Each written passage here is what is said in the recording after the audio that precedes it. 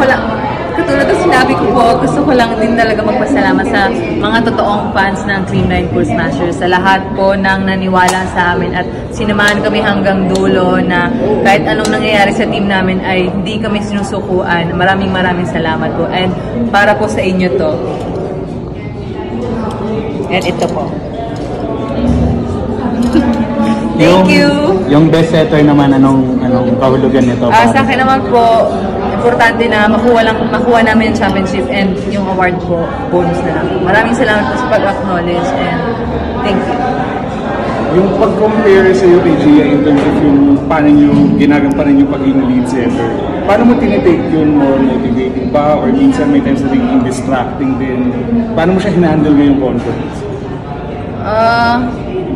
I think this conference is not different from last conference. And unang-una pa lang, yun na yung hinahanap ng mga tao. And kami ni Ate Gia, lagi po kami nag-uusap. And grabe yung guidance niya din sa akin. And yung team ko naman, sila coaches, kumbaga hindi naman hinahanap si Ate Gia sa akin.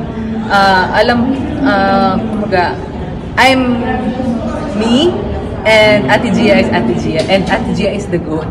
And kung ano ang kaya kong gawin, yun lang po yung tinraining namin.